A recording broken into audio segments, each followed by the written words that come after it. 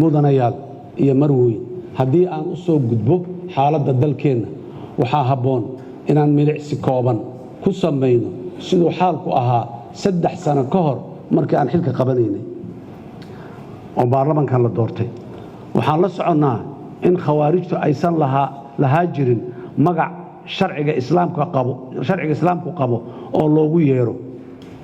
culimmadeenna oo wada jirta ayaa ku magacaawday khawaarij taasoo macnaha ay diinta ku leedahay la wada garanayo waa tii khawaarijtu ay baadda iyo canshuurta beenbeenta ah ka qaadi jirteen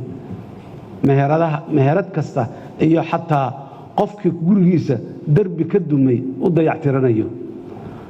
waxaa baabuurta caasiyaasha ah ay safaf dhaadheer u geli jireen inay dadka u daabulaan toorotoro iyo arbacow si ay iskaga xaadiriyaan maxkamad beenaadyadii khawaarijtu ay meeshaa ku lahayd madaxana waxay u raarici jireen xukunkooda baadilka ahaa maanta waa ilaahay mahadii arrimahaasi inta badan waa dhammaadeen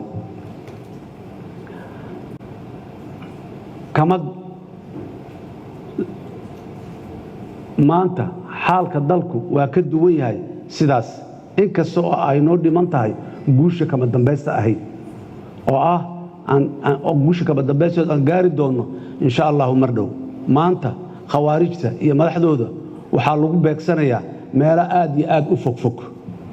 magaalada caasimadda ah waxay ahayd masrax ay ku jiraan argagixisada riwaayad diimeed been ah oo ku salaysan qarax dhiig beeg shacabka jidadka maraya allah subxaanahu wa tacaala ayaa uga mahad celinaynaa in uuna waafajiyey annagoon u kala harin hoggaan ciidan iyo shacab inaan maanta khawaarijtii dhuumaalaysanayaan shacabka soomaaliyeedna ay ku naaloonayaan nabad ay ka quusteen sannado badan oo hore ammaan gaar ah waxaa mudan geesiyaasha ciidamada qalabka sida iyo kuwa difaaca deegaanada oo naf iyo maalba u huray inay dalkeenna xoreeyaan ayadoo amniga dalka la siinayo mudnaanta koowaad waxay dowladda federaalka ee soomaaliya u hurtay miisaaniyaddeeda inta ugu badan in lagu bixiyo xoraynta dalka sidoo kale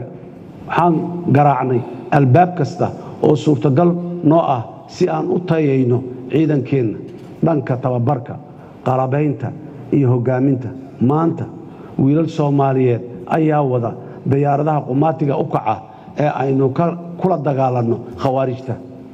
soona daabulo oo soo qaada dhaawaceenna meelaha fogfog dagaallada ku gala ee ku dhaawacno